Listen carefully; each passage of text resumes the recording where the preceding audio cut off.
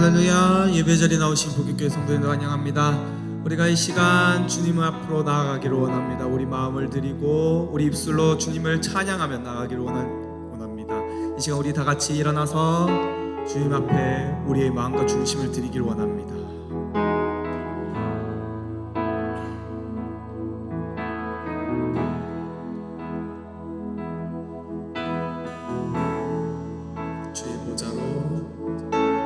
주의 보좌로 나아갈 때에 어떻게 나가야 할까? 나를 구원한 주의 십자가 그것을 믿으며 가네. 주의 보좌로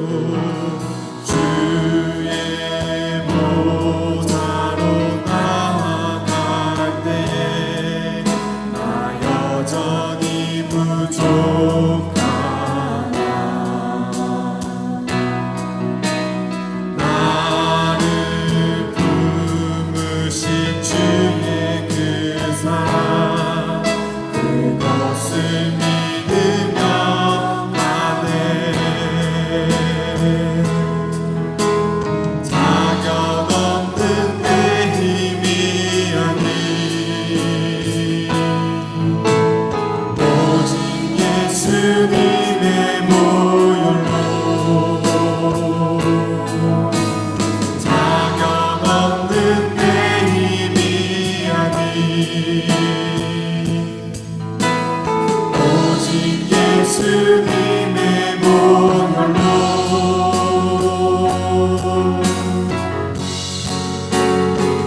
십자가의 보혈 완전하신 사랑 이미 원합니다.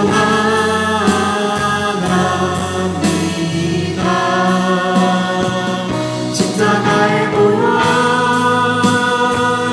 완전하신 사랑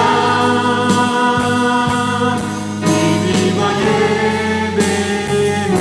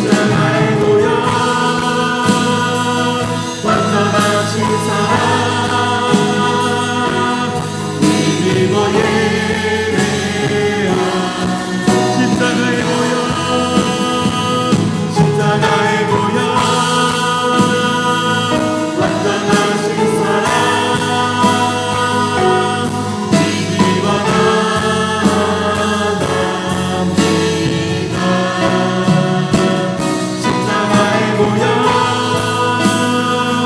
안전하신 사람 힘입어 예배하 이 부르신 곳에서 나는 예배하네 사랑해도 나는 예배하네 부르신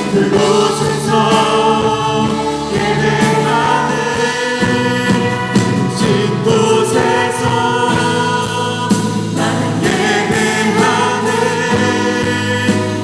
사랑해도 나는 예배하네 부르신 곳에서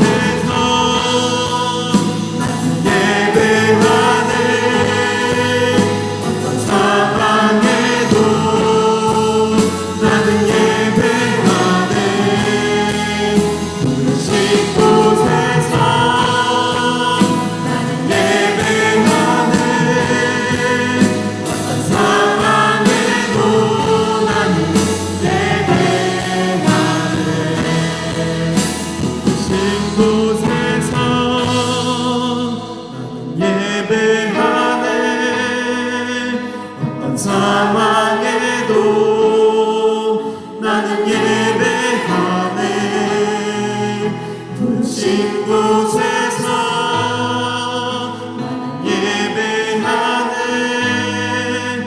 어떤 상황에도 나는 예배하네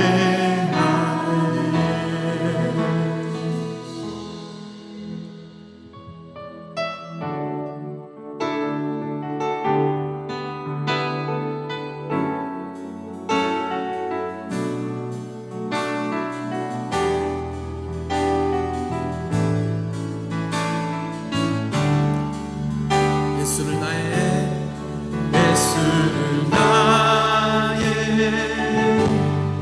구주 삼고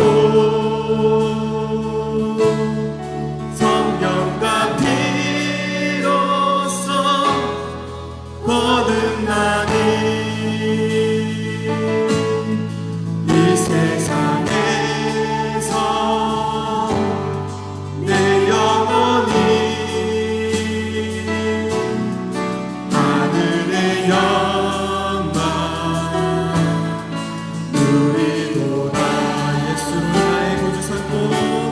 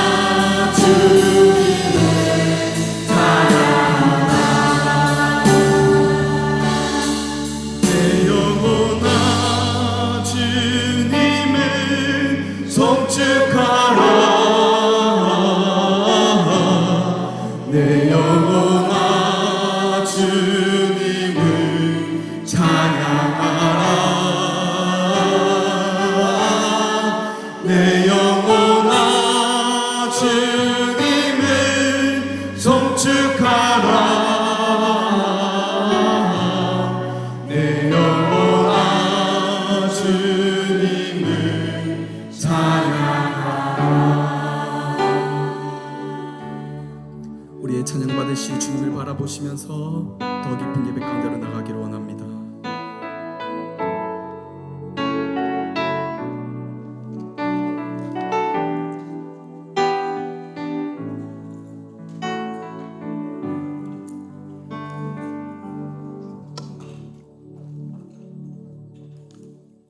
여호와는 너를 지키시는 이시라.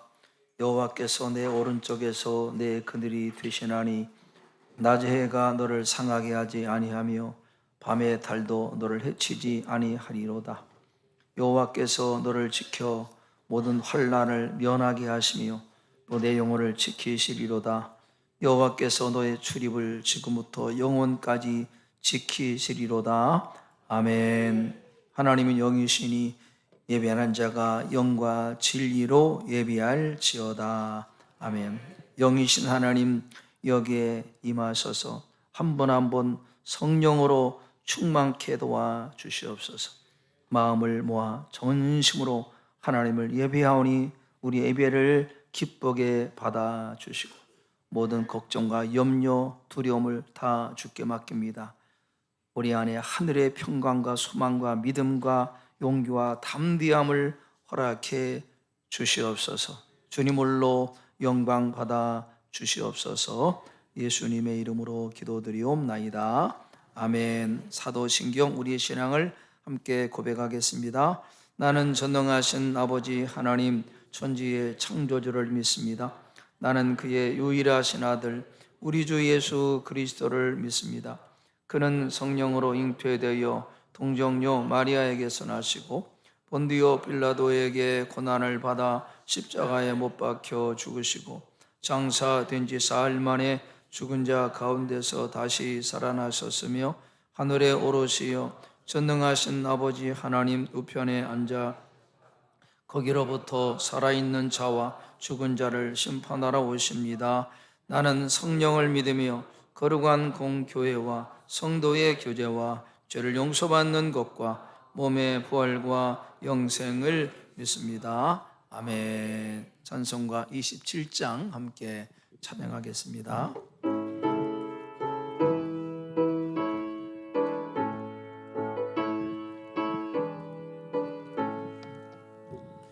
빛나고 높은 보좌와 그 위에 앉으신 주 예수 얼굴 영광이 해같이 빛나네.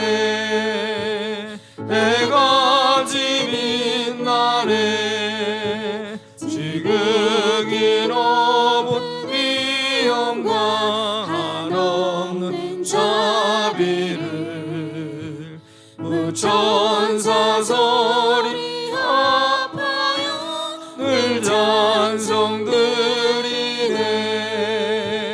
늘 찬송드리네. 영죽을 나를 살리려 그 영광 떠나서 그 부끄러운 십자가 날 위해 지셨네. 날 위해 지셨네. 나 이제 생명 있음은 주님의 은혜요. 저 사망 권세 이기니 큰 기쁨 넘치네. 큰 기쁨 넘치네. 주님의 보좌 있는데 전하 못 미루러. 그 영광 몸소 배울 때 내 기쁨 넘치리. 내 기쁨 넘치리. 아멘. 오늘 예배를 위해서 우리를 대표해서 오성구 장로님께서 기도해 주시겠습니다.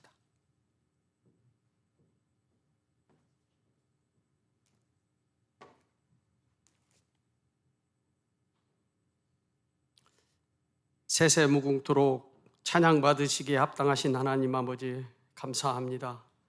죄와 허물로 인하여 영원히 죽을 수밖에 없는 저희들을 부르시고 거룩한 날 감사와 찬양으로 예배드리게 하시니 감사를 드립니다.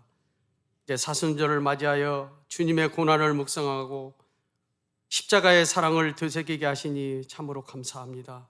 저희가 이 거룩한 절기를 지키며 우리를 구원하시기 위해 고통의 길을 걸으신 예수 그리스도를 깊이 묵상하며 주님께 한 걸음 더 가까이 나아가기를 원합니다.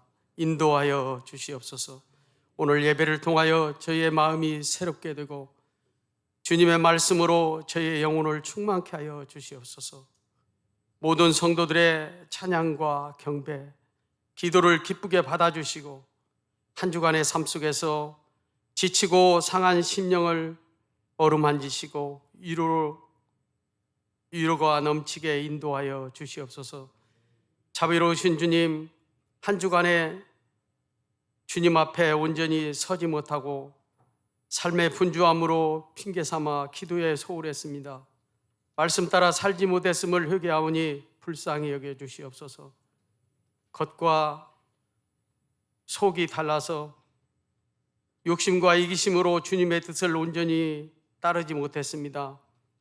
이 모든 허물과 죄를 주님의 십자가 아래 내려놓습니다. 저희 죄를 깨끗하게 씻어주시고 용서하여 주시어서 귀한 예배 가운데 하나님께 영광 돌리게 하여 주옵소서. 긍휼하신 하나님, 이 나라의 이 민족을 살려주시옵소서. 혼란과 갈등으로 가득하며 정치적으로 경제적으로 위기입니다. 하나님께서 주시는 지혜로 바른 길을 선택할 수 있도록 지도자들에게 하늘의 지혜를 부어주시어 국민의 생명과 안전을 위해 헌신하도록 인도하여 주시고, 경제적으로 불안과 삶의 문제로 고통받는 국민들 위로하여 주시고, 서로 섬김으로 돕는 주님의 사람으로 함께 섬기게 하여 주시옵소서.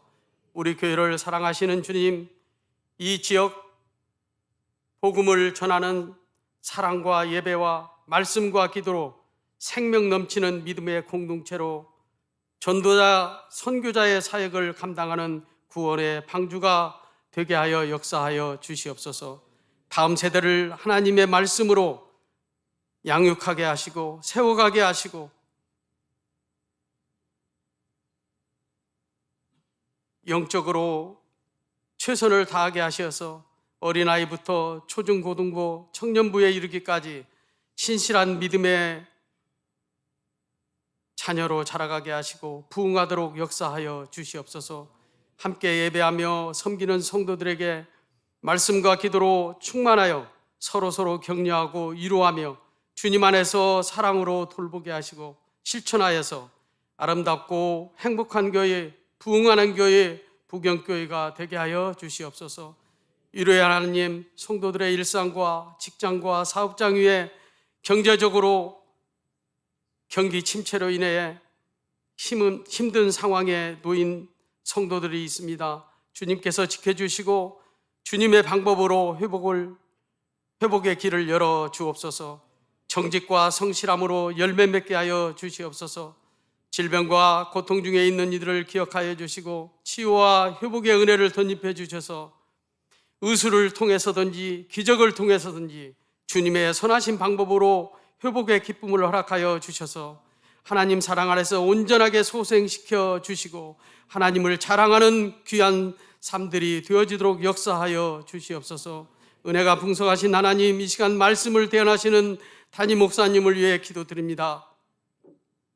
성령 충만함으로 하늘의 지혜로 허락하시고 말씀을 준비할 때마다 주님이 함께 하셔서 선포되는 모든 말씀이 생명이 되고 심령을 살리는 능력의 말씀이 되게 하여 주시옵소서.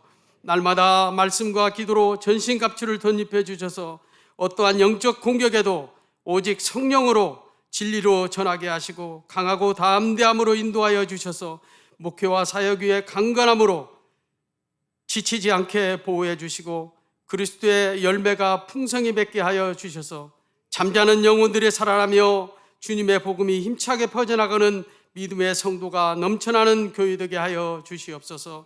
이 시간 예배가 하나님께 영광이 되게 하시고 헌신하며 섬기는 찬양대와 성가대와 또 이름 없이 예배를 위해 헌신하는 모든 섬김의 손길들 위해 하늘의 상급으로 채워주시고 모든 삶 속에 하나님의 평안과 그 크신 사랑과 은혜로 부어주시기를 원하오며 모든 영광 하나님께 올려드리옵고 십자가에서 죽으시고 부활하사 우리에게 새 생명 주신 예수 그리스도의 이름을 받들어 간절히 기도하옵나이다. 아멘.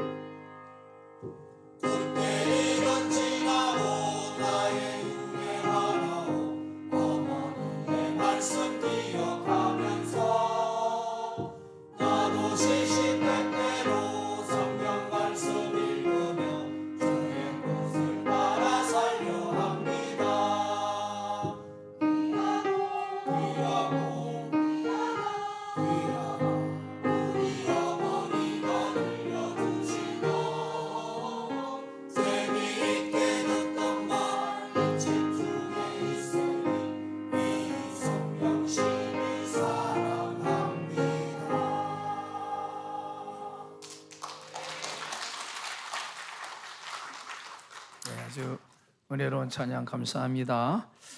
우리가 오늘 받을 하나님의 말씀은 신약성경 사도행전 9장에서 보겠습니다. 사도행전 9장 1절에서 9절까지 말씀을 우리 한 절씩 교독하도록 하겠습니다.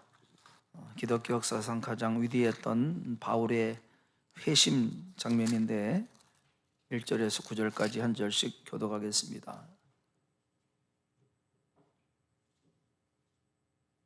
앞에 스크린. 사울이 주의 제자들에 대하여 여전히 위협과 살기가 등등하여 대제사장에게 가서 다메섹 여러 회당에 가져갈 공문을 청하니 이는 만일 그 도를 따르는 사람을 만나면 남녀를 막론하고 결박하여 예루살렘으로 잡아오려 함이라. 사울이 길을 가다가 다메섹에 가까이 이르더니 호련히 하늘로부터 빛이 그를 둘러 비치는지라. 땅에 엎드러져 들음에 소리가 있어 이르시되 사울아 사울아 내가 어찌하여 나를 박해하느냐 하시거늘 대답하되 주여 누구시니까? 이르시되 나는 내가 박해하는 예수라. 너는 일어나 시내로 들어가라 내가 행할 것을 내게 이를 자가 있느니라 하시니 같이 가던 사람들은 소리만 듣고 아무도 보지 못하여 말을 못하고 서 있더라. 사울이 땅에서 일어나 눈은 떴으나 아무것도 보지 못하고 사람의 손에 끌려 다메섹으로 들어가서 함께 봉독하겠습니다. 사흘 동안 보지 못하고 먹지도 마시지도 아니하니라. 아멘. 아멘. 할렐루야. 한번 좌우로 인사하겠습니다. 잘 나오셨습니다. 은혜 받겠습니다. 네. 오늘 설교 제목이 육이 죽어 여기 산 사람이라고 하는 그런 제목입니다. 이 제목은 그 일본의 후쿠시게 다케시라고 하는 사람이 쓴 책 제목입니다. 여기 육이 죽어 여기 산 사람, 후쿠시게 다케시. 이 다카시 성도는 일본 가고시마 출생으로 히타치 회사에 입사해서 30년간 근무한 아주 성실한 직원이었습니다. 전자회로 1급 공학자이기도 하고 세계 최초 초박형 LCD를 미국과 함께 개발할 때 일본 팀의 팀장으로 활동했고 LCD, TV 검사 장치 등 세계 특허를 소유한 최정상의 전자과학자라고 합니다. 밀리미터의 오차도 허용치 않는 전자공학자가 이 사람이었습니다. 그래서 오직 돈과 명예와 지위만을 최고의 가치로 여기고 기관차처럼 앞만 보고 달려가던 인생이었습니다. 부인이 한국 사람인데 크리스찬입니다. 그래서 한두 번 부인을 따라서 외국인 선교사가 하는 가정교회 방문한 적이 있지만 예수님을 믿지 않는 신앙 경험이 없는 그런 인생이었습니다. 그러던 중 새로운 전자제품을 개발하려고 이제 하던 중에 겨울에 스키장에 갔다가 뇌경색으로 쓰러집니다. 수술을 했지만 21일간 혼수 상태, 코마 상태에 빠져요. 이게 중요한 것은 그 혼수 상태에 있을 때 주님을 직접 만납니다. 완전치 않지만 기적같이 깨어나게 되었고 깨어나자마자 첫 마디가 주님은 살아계시다 하면서 통곡했다고 합니다. 이 혼수 상태에서 주님을 만난 이 사건이 그 인생의 놀란 전환점이 되었습니다. 그래서 이후에 갓 월드라고 하는 선교단체를 설립해서 일본 전 지역을 다니면서 불신 영혼에게 복음을 전하는 그런 일을 하고 있습니다. 기적같이 주님을 만나서 놀란 변화된 삶을 간증한 책이 육이 죽어 영이 산 사람, 그런 책이에요. 여러분, 사람이 변한다는 것은 쉬운 것이 아닙니다. 이미 여러 가지 배움과 경험으로 내재되어서 굳어진 사고 방식과 지식과 고정관념을 내려놓고 생각을 바꿔서 변한다는 것은 굉장히 어렵습니다. 그 충격적인 어떤 큰 일을 당하고 어떤 고통스러운 일을 당해도 잠시뿐 변하지 않는 것이 인간이 참 안 변하거든요. 오죽하면은 성경 예레미야 13장 23절에 이렇게 성경의 말씀을 한번 읽어보겠습니다. 시작. 피부를 표범이 그의 반점을 변하게 할 수 있느냐 있을진데 이 악에 익숙한 너희도 선을 행할 수 있으리라. 이 말은 구스 에디오피아 흑인입니다. 흑인이 제 피부를 바꿀 수 있겠느냐? 표범이 제 가죽에 박힌 점을 없앨 수 있겠느냐? 없다는 겁니다. 그렇다면 악에 젖어 있는 너희도 좋은 사람이 될 수 있으리라. 다시 말하면은 사람이 그만큼 변하기가 어렵다는 겁니다. 우리나라 속담에도 그런 말이 있죠. 사람 고쳐 쓰는 것이 아니다. 그럴 정도로 굉장히 사람이 바꾸기가 어렵다는 겁니다. 근데 오늘 이 성경 말씀은 그렇게 바꾸기 어려운 인생이 바울이라는 사람이 완전히 새롭게 변화되는 사건을 기록하고 있습니다. 바울 한 사람만 변화된 것이 아니라 그 한 사람의 변화로 새 역사가 바뀌어졌다는 말입니다. 심리학자들은 인간의 자아를 형성하는 감에 있어서 가장 중요한 요인을 의미 있는 타인이다. 그렇게 말합니다. 의미 있는 타인. 나 아닌 다른 사람, 즉 부모, 스승, 친구, 배우자, 회사 동료와의 관계와 만남 속에서 나라고 하는 자아가 형성된다. 그런 말이에요. 이런 관점에서 보면 일생을 통해서 의미 있는 타인, 즉 누구를 만나느냐 하는 것은 내 운명을 좌우하는 너무 중요한 것이다. 그렇게 볼 수 있죠. 누구를 만나느냐가 굉장히 중요합니다. 세상 사람들은 이런 만남을 우연이다 또는 팔자라고 생각합니다. 그러나 신앙인은 이런 만남을 하나님의 은혜요, 하나님의 섭리라고 이야기합니다. 그래서 우리의 만남은 우연이 아니라 하나님의 섭리다. 따라서입니다. 우리의 만남은 우연이 아니라 하나님의 은혜입니다. 그렇게 생각하십니까? 우리의 만남이 우연이 아니라 팔자가 아니라 하나님의 은혜고 하나님의 섭리입니다. 이런 고백 중요한 것입니다. 누가 불행한 사람입니까? 이 만남을 악연이라고 생각하고 아이고 원수, 그래서 후회하고 불평하며 사는 사람이 불행한 사람이에요.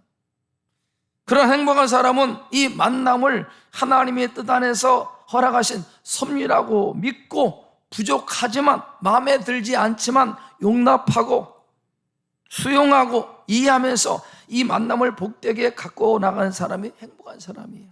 우리 성도들은 여러분의 인생의 만남을 하나님의 은혜라고 여기고 섭리라고 믿고 만남을 복되게 갖고 나가는 행복한 인생 되기를 주의 이름으로 축복합니다. 늘 불평이 많아. 아이고 괜히 만나가지고 그날 안 나가야 되는데 안 맞아야 되는데 얼마나 불행합니까? 하나님의 은혜라고 믿고 감사함으로 이 만남을 갖고 나가셔서 복된 삶을 살아가는 우리 부경 성도 되기를 축복합니다.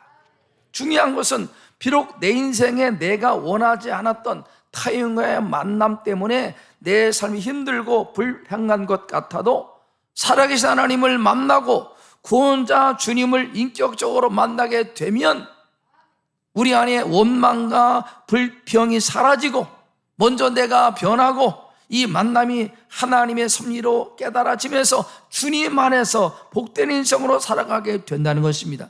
그래서 주님과의 만남이 중요합니다. 만남이 중요해요. 왜 구원자 주님과의 만남이 그렇게 내 인생에 중요합니까? 내 인생에 가장 중요한 만남이 바로 예수와의 만남, 예수의 만남. 주님을 만나게 되면은 먼저 내 자신을 봅니다. 내가 누구인가? 나라고 하는 존재, 나는 누구인가? 다른 사람과 통해서 비교를 통해서는 나의 진짜 모습을 발견 못합니다. 나를 지으신 창조주 그분을 만날 때 비로소 내가 누구인가를 알게 되는 거죠. 내가 누구인가? 주님을 만나면 나는 하나님 앞에 구원받아야 될 죄인임을 깨닫습니다. 내가 누추하거나 부족하거나 그 죄인됨을 깨닫게 돼요. 그리고 십자가에서 나의 죄를 위해서 피 흘리신 예수님의 십자가 사랑을 감사하게 되고 그 사랑을 바라보게 됩니다. 그 예수님 앞에 나의 모든 죄를 고백함으로 용서의 은혜를 받게 됩니다. 그리고 주님을 나의 마음에 모셔드림으로 구원받게 되고 그 순간 예수님의 영이, 성령이 내 안에 임하시는 거죠. 지난날 내 인생 여정, 여기까지 인생 발자취가 우연이 아니라 하나님의 뜻 안에서 해석됩니다. 깨달아집니다.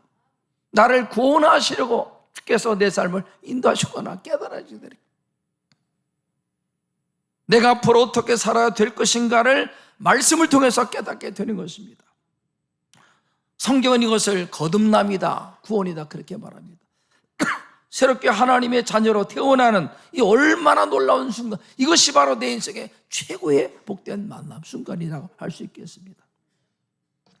오늘 성경 이야기 속에 나오는 이 바울, 원래는 이름이 사울입니다. 사울. 당대 최고의 스승, 가마리엘 문화의 문화생, 수제자입니다.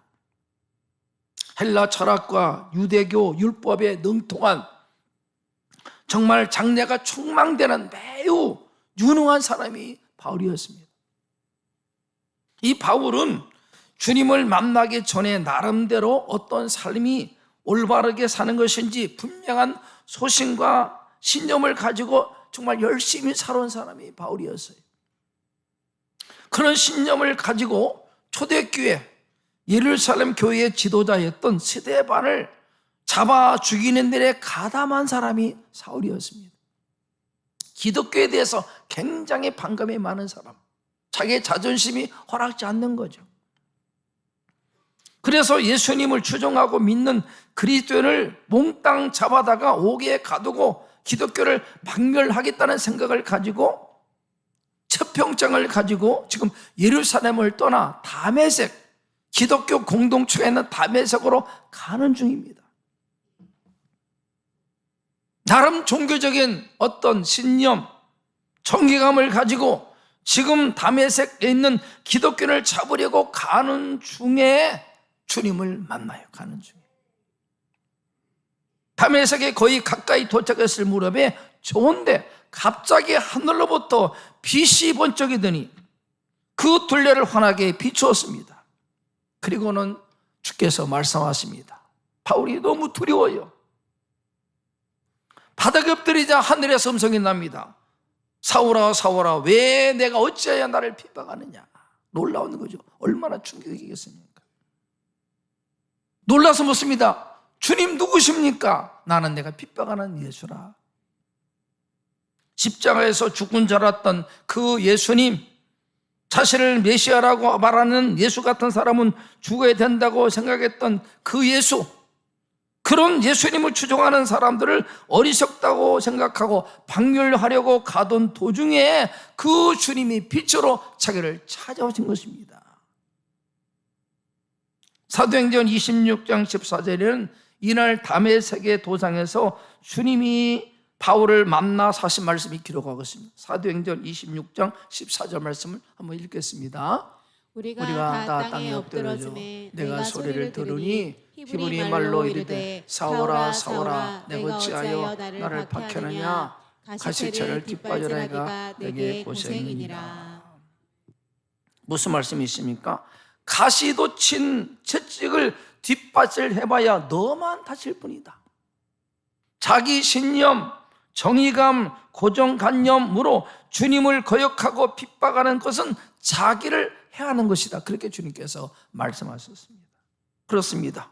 주께서 하신 말씀은 사울아 너의 신념, 정의감에 사로잡혀서 자기의 생각이 옳다고 생각하고 나를 핍박하고 있지만 그것은 너 자신을 해치고 죽이는 일이다. 너의 정의감, 너의 신념, 자기의 고정관념, 너의 인생을 상처내고 내 인생을 망치겠구나, 그런 말이에요. 여러분, 성경이 말하는 죄가 무엇입니까? 도덕적, 윤리적인 잘못도 포함되지만 성경이 말하는 죄의 원뜻은요, 관역을 빗나간 화산입니다. 창조주 하나님의 뜻을 따라 살지 않고 피조물이 자기 마음대로 욕심을 따라, 정욕을 따라, 육체 소욕을 따라 자기 마음대로 살아가는 것이, 그것이 죄입니다. 자기 고집을 따라 자기 마음대로 하나님의 뜻을 외면하고 창조주 주님의 그 뜻을 버리고 자기 마음대로 사는 것, 이거 죄입니다. 이거 죄. 이런 인생을 성경은 가시채로 뒷바지라는 인생, 자기 인생 스스로 망치는 삶이다, 그렇게 말하는 것이죠. 마치 목자 잃은 양과 같이 자기 마음대로 사는 것, 이것이 죄입니다. 죄. 여러분, 오늘날에도 많은 사람들이 이 세상 가운데 구원자로 오신 주님을 거역합니다, 반대합니다, 비난합니다. 왜일까요? 첫 번째는요, 주님에 대해서 무지합니다. 몰라요, 몰라. 주님이 누구인지 모르니까 알아볼 생각도 하지 않고 그냥 반대합니다. 그냥 비난합니다. 2000년 전 역사 속에 오신 주님의 역사성도 부인합니다. 예수라고 하는 분은 기독교인이 만든 호구의 신이다, 그런가요? 아닙니다. 분명히 2000년 전 유대 땅 베들레헴에 오신 예수 그리스도, 예수의 역사성마저 부인합니다. 무지한 거죠. 무지. 몰라서 그래요. 두 번째는 자기의 신념, 학식, 잘못된 구원관, 고정관념, 자기의 자존심 때문에 주님을 부인합니다. 아, 예수 믿는 것은 약자나 믿는 것이지, 어리석은 사람이 믿는 것이 하면서 자기 신념, 자기 의를 가지고 주님을 부인합니다. 비난합니다. 또 하나는 주님에 대한 부정적 편견, 오해. 그래서 교회와 기독교를 비난합니다. 반대합니다. 오해죠, 오해. 여러분, 바울은 환한 빛으로 자기에게 찾아오신 주님을 대면하고 주님의 음성을 듣는 순간 그 입에서 나온 첫 마디가 주여 누구십니까? 누구십니까? 여기 주여라고 하는 헬라 뜻이 큐리오스, 주인입니다. 주인. 지금까지 사울의 인생의 주인은 자기 자신이었습니다. 대단한 학식, 실력, 능력, 자기 신념으로 자기 마음대로 살았습니다. 자기가 인생의 주인이야. 내가 주인이야, 내가. 그런데 빛으로 오신 주님을 만나는 순간 자신의 무지와 어리석음과 교만함, 죄악 때문을 깨닫고 주님, 당신이 내 인생의 주인입니다. 내 인생의 주인이 당신입니다.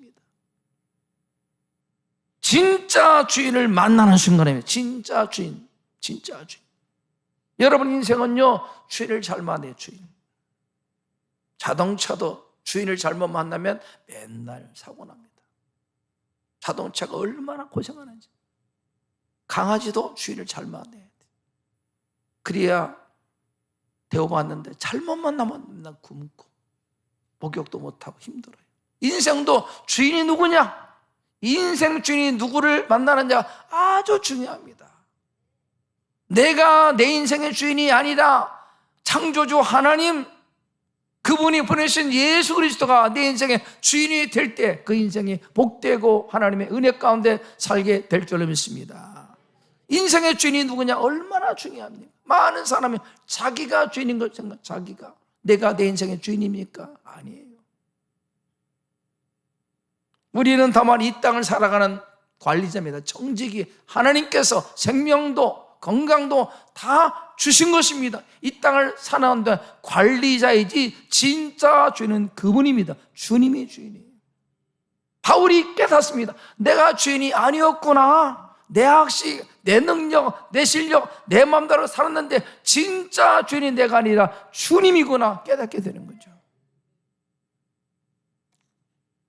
사도행전 22장에 바울이 빛의 광채로 인하여 앞을 볼 수 없게 되어서 사람들의 손이 이끌려 다메섹에 들어갑니다. 눈이 멉니다. 앞을 볼 수 없습니다. 빛으로 주님을 만나는 순간 앞을 보지 못해요. 여러분, 당대 최고의 학부 가마리엘의 문화상입니다. 헬라 철학과 유대 율법에 능통한 아주 실력 있는 엘리트 최고의 사람인데 빛 가운데 오신 주님을 만나는 순간 바울은요, 눈이 멉니다. 앞을 못 봐요. 사람 손에 이끌려서 결국 끌고 갑니다. 그 순간 뭘 생각하겠습니까? 무능함, 연약함, 아무것도 할 수 없는.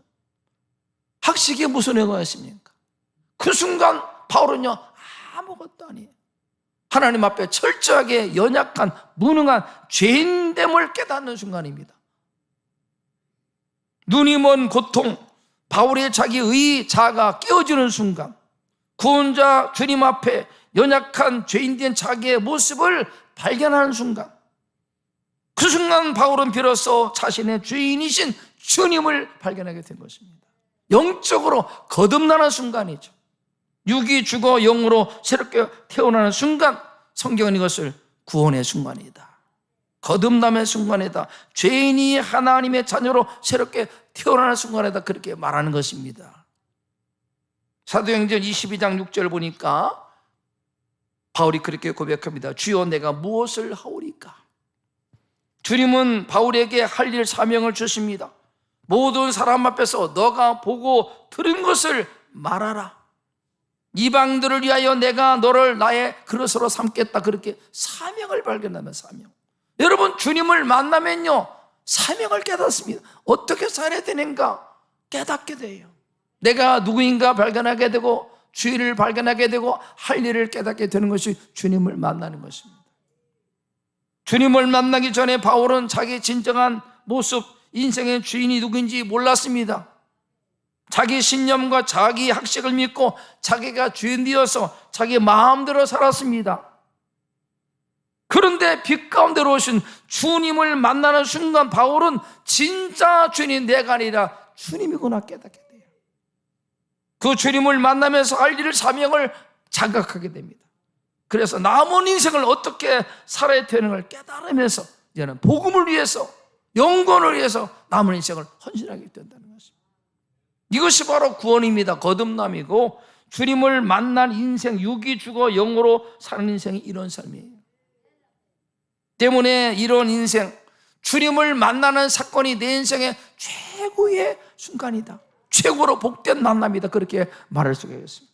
오늘 우리 부경 성도 모두에게 주님을 만나는 최고의 순간이 있기를 축복합니다. 주님을 만나야 비로소 인생이 새롭게 사는 거죠. 육이 죽어 영이 사는 인생이 되는 것입니다. 서론에 육이 죽어 영이 산 사람 푸쿠시게 다카시를 소개했습니다. 주님을 만나기 전에는 그는 돈과 명예와 성공과 지위가 인생의 최고 가치였습니다. 그것만을 향해서 달려갔습니다. 그것만 바라보고. 당대 최고의 전쟁가 공학자예요. 그는 자신의 신념과 삶이 옳은 줄 알았어. 그러나 육체의 고난 통해서 주님을 만났고 자신이 얼마나 초라하고 연약한 죄인임을 발견하고 주님 앞에 무릎을 꿇어요. 내 인생의 주인이 내가 아니라 주님이시구나. 그리고 주님이 주신 사명을 위해서 살아가는 인생이 되었다는 것입니다. 그의 육체는 이전처럼 완전하지 않지만 그의 영은 새롭게 거듭나게 되어서 새로운 삶을 살게 되었다는 것. 이것이 주님 안에서의 구원입니다. 이것이 새롭게 거듭나는 삶이에요.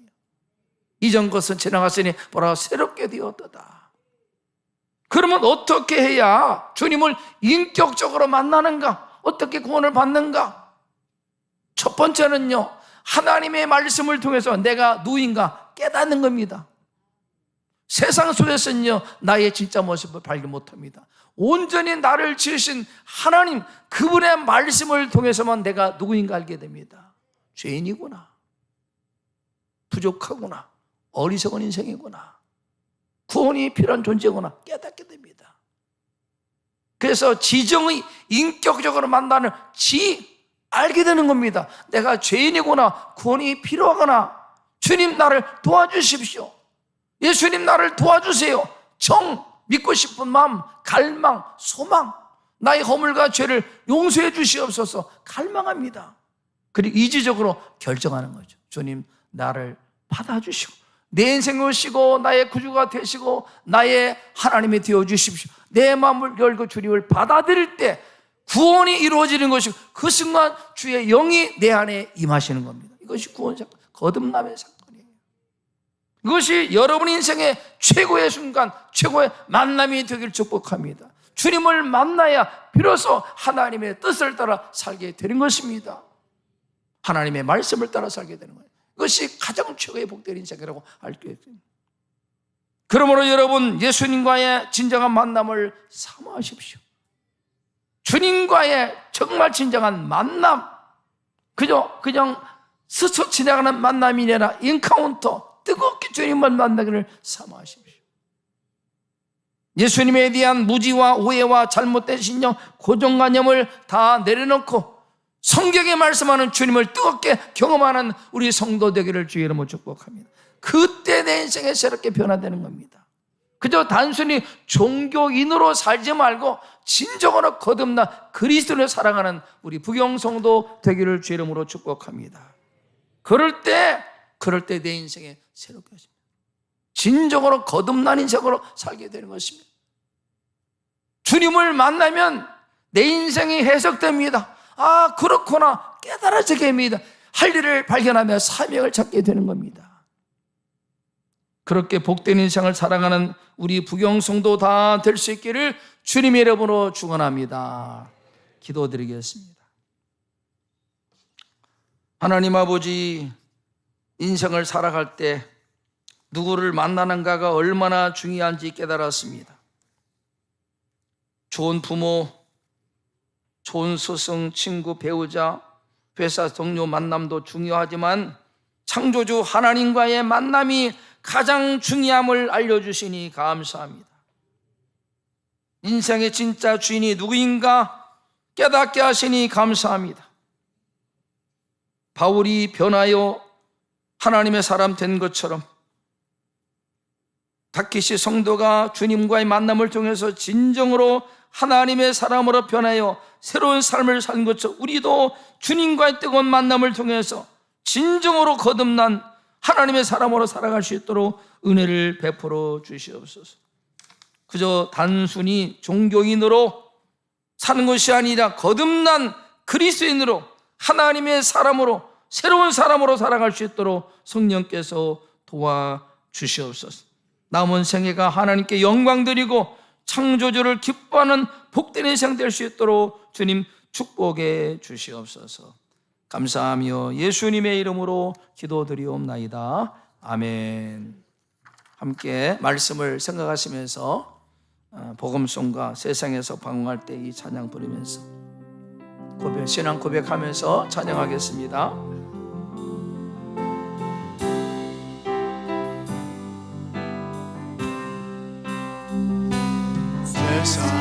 세상에서 방황할 때 나 주님을 몰랐네.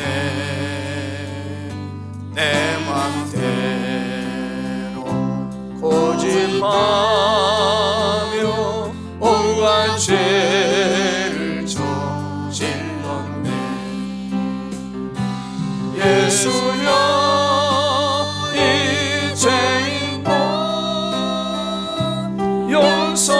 용서받을 수 있나요? 얼마도 못한 내가 용서받을 수 있나요? 많은 사람 찾아와서 나의 친구가 되어도 병든 몸과 상한 마음 이뤄받지 못했다오. 예수여 이 죄인은 불쌍히 여겨 주소서. 의지만 끝없는 이 몸 이뤄받기 원합니다. 이제 이내 애통함을 예수께서 들으셨네.